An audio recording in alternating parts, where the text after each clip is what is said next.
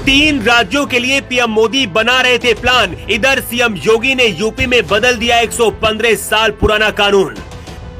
योगी के ऐलान से मुस्लिमों में मच गया त्राहिमाम। ये काम खुद इंदिरा गांधी और पीएम मोदी भी नहीं कर पाए थे। योगी आदित्यनाथ ने चला दी अपनी लाल कलम। विधानसभा से बनेगा कानून, पाकिस्तान में भी छपेगी ये खबर। क्या भारत बहुत जल्दी हिंदू देश बनने जा रहा है? योगी आदित्यनाथ ने 20 साल पहले जो भविष्यवाणी की थी, क्या अब वो पूरा करने जा रहे हैं? मुख्यमंत्री बनने के बाद योगी लगातार मुस्लिम नामों को मिटाते जा रहे हैं। कई ऐसे फैसले लिए हैं जिनकी गूंज विदेशों में सुनाई देती है। दुनिया के 57 मुस्लिम देश भी योगी के नाम से डरते हैं। लेकिन जब पूरे देश का ध्यान 5 राज्यों के चुनाव पर था, पीएम मोदी शाह के साथ मिलकर दिल्ली में बहुत बड़ी रणनीति बना रहे थे।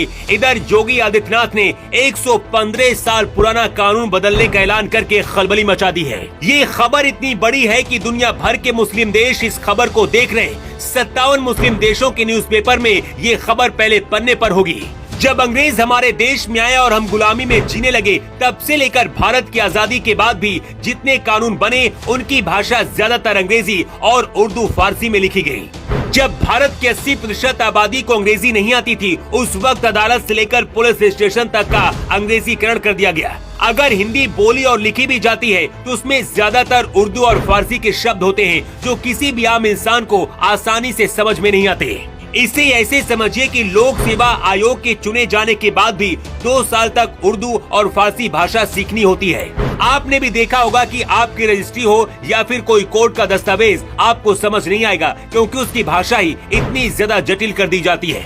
ऐसा सिर्फ यूपी ही नहीं बल्कि पूरे देश में होता है। लेकिन इस कानून को किसी भी प्रधानमंत्री ने बदलने की कोशिश नहीं की। इंदिरा गांधी से लेकर पीएम मोदी तक और बाकी प्रधानमंत्रियों ने भी इस कानून के बारे में कभी नहीं सोचा। लेकिन योगी आदित्यनाथ जिस यूपी के मुख्यमंत्री हैं, 115 साल पुराने इस कानून को मिटाने जा रहे हैं। इस कानून के खत्म होते ही रजिस्ट्री से लेकर बाकी सरकारी दस्तावेजों को आम भाषा में किया जाएगा और उर्दू फारसी शब्दों को हटा दिया जाएगा।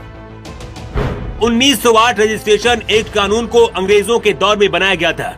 इसकी वजह से सरकारी दस्तावेजों में उर्दू और फारसी के शब्द ज्यादा है। इसी वजह से रजिस्ट्रियों में उर्दू और फारसी के शब्दों की तादाद ज्यादा है।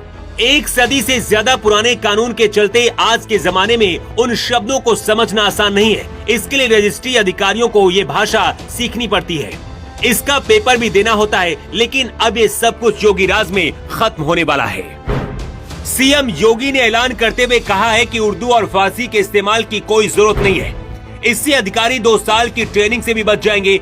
इस परीक्षा की जगह पर अब कंप्यूटर कोर्स कराया जाएगा। योगी सरकार अब इससे जुड़ा प्रस्ताव कैबिनेट में पेश करेगी। बदलाव के बाद आम जनता के लिए सरकारी कागजात की भाषा समझना आसान होगा। इससे रजिस्ट्री से लेकर पुलिस स्टेशनों में लिखी शिकायतों के दस्तावेजों में उर्दू और फारसी शब्दों का इस्तेमाल अब कम होगा। अब योगी आदित्यनाथ के इस फैसले से मुस्लिम संगठन और 57 मुस्लिम देश क्यों परेशान है, इसकी वजह भी जान लीजिए। पीएफआई सहित कई आतंकी संगठन भारत को इस्लामिक देश बनाने का सपना देखते हैं। लेकिन योगी जिस तरह से लगातार मुस्लिम नामों को बदल रहे हैं, अपराधियों पर बुलडोजर चला रहे हैं और अब सरकारी दस्तावेजों से उर्दू और फारसी शब्दों को हटाने का ऐलान कर दिया है, इसके लिए योगी 115 साल पुराना कानून बदलने जा रहे हैं। हिंदुत्व के नाम पर योगी ब्रांड बन चुके हैं। राजस्थान, एमपी और छत्तीसगढ़, जिन 3 राज्यों में बीजेपी की सरकार बनी है, वहाँ भी योगी आदित्यनाथ ने रैलियां की थी और बीजेपी की इस जीत में योगी की कट्टरवादी छवि कसर शामिल है। इसलिए योगी के चाहने वाले कह रहे हैं कि ये तो शुरुआत है, योगी के प्रधानमंत्री बनते ही भारत हिंदू देश बन जाएगा। योगी ने 115 साल पुराने जिस कानून को खत्म करने का ऐलान किया है, अब उसकी चर्चा पूरे देश में हो रही है। लेकिन इस फैसले को लेकर आपका क्या कहना है? अपनी राय कमेंट करके आप जरूर बताएं। Bureau report.